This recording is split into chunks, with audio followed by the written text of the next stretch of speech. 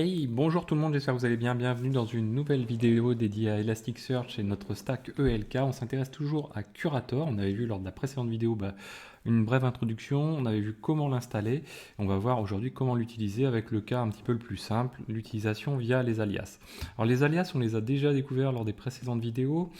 On a vu ce principe d'alias, c'est-à-dire que quand on a fait notre réindexing, donc il y a 2 vidéos je crois, on a vu que l'alias c'est une sorte de lien symbolique qui pointe vers un index. Alors il ne pointe pas forcément que vers un index, mais il peut pointer aussi vers plusieurs index. Et l'avantage c'est que derrière, quand on va taper sur cet alias, ça va être comme si un petit peu on avait un index qui regroupait l'ensemble de ces index. Alors, ça c'est bien. Et derrière, si on a un système d'index qu'on fait rentrer et qu'on fait sortir avec la gestion du temps, on peut très bien imaginer, voilà, on a des logs qui rentrent et puis on en a d'autres qui sortent parce que voilà, ils ont dépassé une durée donnée. Et bien ça peut être sympa à faire. Et on va voir qu'avec Curator, on peut le faire. Alors, on va pas faire le cron à la fin, mais on pourrait imaginer qu'on cron tous les jours, quoi. On schedule, on programme tous les jours notre curator, notre ligne de commande curator avec ce qu'on va avoir passé. Et du coup, on aura des index qui vont rentrer, les plus récents, et puis d'autres qui vont sortir, les plus anciens. Alors, on va voir, découvrir comment ça fonctionne. Donc, curator, on avait vu la configuration du fichier pour la connexion. Donc, cette fois-ci, on va passer à la configuration du fichier que l'on passe pour faire les actions. Donc, il y a 2 fichiers. Il y a la connexion d'un côté, ça ne varie pas. Et puis, les actions, c'est ce qu'on souhaite réellement faire. Donc, nous, hop, alors, non. C'est pas celui-ci. Hop. Voilà. Nous, on va utiliser. Alors, dans un premier temps, si on va utiliser celui-ci d'abord. Dans un premier temps, ce qu'on va faire, c'est qu'on va générer de faux index suffixés avec du temps. Donc en fait, on a un index à l'heure actuelle qui existe si on a suivi les vidéos, qui s'appelle commune2, mais peu importe, il suffit qu'on ait un index avec un tout petit peu de data dedans, et on va en générer plusieurs à partir de celui-ci avec un élément date dedans, vous voyez, comme ceci. Donc on va en faire quelques-uns. Réindex, je l'ai. Réindex, je suis ici. Donc nous on a l'index 2 comme point de départ, ça c'était ce qu'on avait avant. On va faire 2020-07-14. Et ici on va faire le réindexing. Donc le réindex, on est comme ceci. Donc la ligne de commande c'est un curl de type post. On lui passe un underscore réindex et le fichier en question en format JSON. Donc là, je lance ceci. Donc là, il va me créer un autre index. Donc si je fais un curl 192, 180, on va y arriver, curl, tiens, on va copier directement. Hop, ceci. Curl de 4/indices. Hop. Donc là, il m'a créé, vous voyez, cet index-là supplémentaire. Donc nous, on va en faire plusieurs. Hop, ici. Donc on va faire aussi, je sais pas, le 16. Qu'on va injecter également. Et puis on va faire hop, ici, le 21.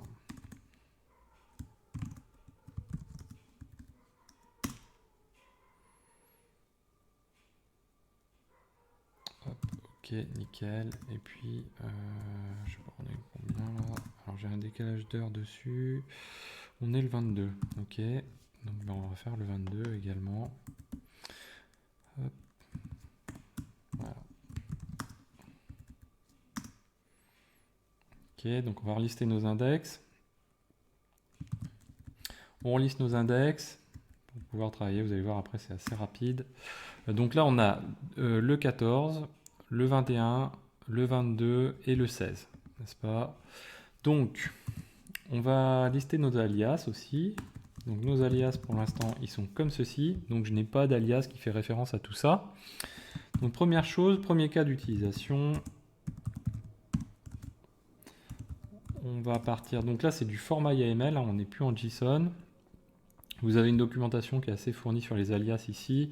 Vous avez d'autres éléments que vous pouvez retrouver sur les filters. Donc là, en gros, on décrit des actions. Donc nous, elles sont numérotées, on pourrait en imbriquer d'autres. Et ici, on va dire, donc on part du cas le plus simple pour l'instant, on dit qu'on fait une action de type alias, donc il y a snapshot, il y a restore, il y a alias. L'option, donc c'est le nom de l'alias en question, ici il y a une petite description, et puis on dit que là, ce qu'on va faire au niveau des alias, on va faire un add. Donc on a add et remove, donc on va pouvoir ajouter des index à un alias ou en supprimer. Et derrière, on va pouvoir décrire un ou plusieurs filtres imbriqués. Donc là, nous, on va créer pour l'instant un seul filtre. Il est de type pattern et son utilisation, elle va se faire par le préfixe et le préfixe, sa valeur, c'est commune. Donc, puisque nous, quand on est ici, tout commence par commune avec un S. Donc on reste comme ceci. On va faire curator alias. Et on peut faire tout d'abord un --dry run. Hop, voilà. Donc là, il me dit qu'est-ce qu'il va faire. Donc, ce qu'il va faire pour l'instant, là, il réfléchit pas beaucoup. Il prend tous les index qui commencent par commune et il me les ajoute. Ok, donc bah, on va le faire, tiens. Hop, voilà. Donc là, je le fais tourner une fois. Il me dit ok, j'ai fait le taf. Donc du coup, si je curl, voilà. Donc j'ai mon alias myNew alias qui existe et qui pointe vers plusieurs index. Donc du coup là, quand on interroge myNew alias, il va venir interroger les index en question pour récupérer les éléments. Donc ça c'est pas mal. On peut faire la même chose mais à l'inverse. Donc là, hop. Alors là, si je le fais tourner 2 fois de suite, vous allez voir, hop, qu'est-ce qui se passe? Il ne va rien faire de particulier de plus parce que ça existe déjà. Donc voilà. Donc parfois, il génère des erreurs, il faut surveiller ça un petit peu de près. Donc là, bon, on a fait le add, ben on va faire l'inverse, on va faire remove. Ok. Et là, ben, je vais le lancer directement. Hop, ouais. Où est-ce qu'il est passé mon Sandra Iron? Voilà, curator alias. Ok, donc là il a fait le boulot. Donc du coup, comme il n'y a plus aucun élément dans mon alias myNew alias, du coup, j'ai plus l'alias en question, il est plus nécessaire. Donc ça, c'est une première chose. Ensuite, du coup, on va pouvoir faire quelque chose d'un petit peu plus élaboré. C'est-à-dire qu'on va pouvoir, hop, on va d'abord faire ça. On va pouvoir faire ça.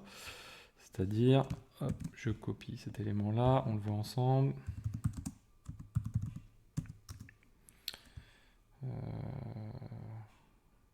Ah, tiens, lui, on va le garder.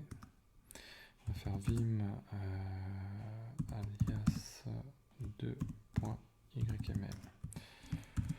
Ok, donc du coup, là, on fait la même chose. On fait un add, mais on lui rajoute un deuxième type de filtre. Et on lui dit, écoute, tu vas filtrer avec un type âge. La direction, c'est tu vas me garder tout ce qui est plus jeune que. On a le older, on a younger. Le older, c'est tout ce qui est plus vieux. Le younger, tout ce qui est plus jeune. Plus jeune que. Et le filtre de l'âge, il va se faire sur la base du nom de l'index. Donc source, c'est le name de l'index.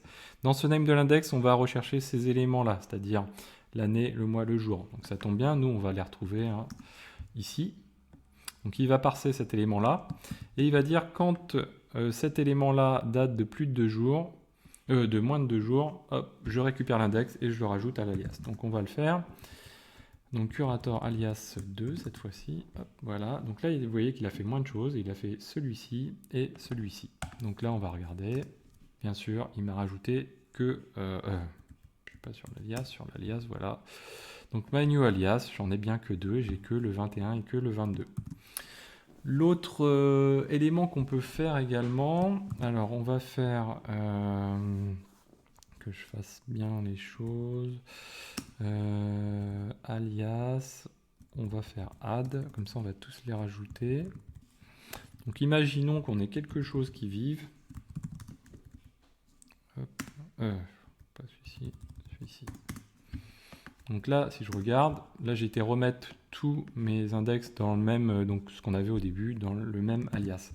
Là, ce qui se passe, c'est que je me dis, tiens, moi ce que je veux, c'est Donc là, pas juste rajouter les index en question, parce que si j'applique la même chose que tout à l'heure, le add, donc si je fais mon add qui est ici encore, si je fais mon add, qu'est-ce qui se passe? Vous voyez que, ok, il m'a bien rajouté mes deux que j'avais, enfin bon, il les a pas rajoutés puisqu'ils y étaient déjà.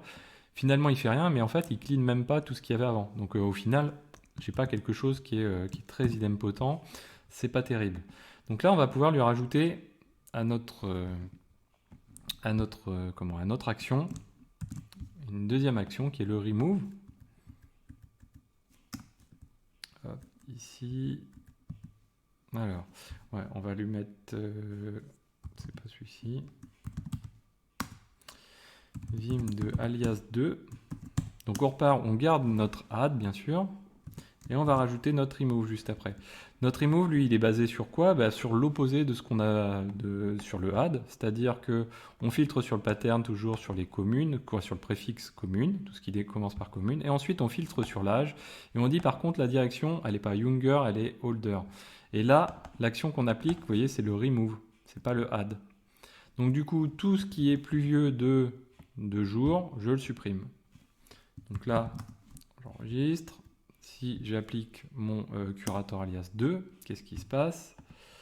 Là, il m'a dit, donc voilà, lui, il m'a dit, ok, j'ai supprimé tel et tel alias. Alors les autres étaient déjà présents hein, de toute façon. Mais du coup, je me retrouve bien qu'avec ces deux-là. Alors ceux-là n'ont pas été celui-ci n'a pas été touché lui parce que tout simplement il a été rajouté dès le début, donc du coup comme il n'est pas comme Curator n'arrive pas à retrouver le timestamp ou la date dans le nom, bah du coup il y touche pas quoi. Mais bon, l'idée c'est de partir sur quelque chose de clean et du coup Curator va vous permettre de maintenir cet alias clean. Voilà.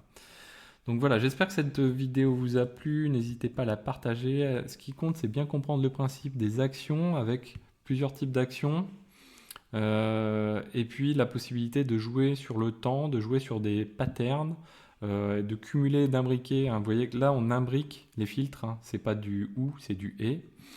Voilà, donc ça peut être très très pratique. Alors c'est pratique pour les alias, mais c'est pratique aussi pour d'autres choses comme les snapshots par exemple et ce genre de choses. Voilà, donc j'espère que cette vidéo vous a plu. N'hésitez pas à la partager, à mettre des pouces bleus, à commenter. Et moi je vous dis à très bientôt sur Xavski.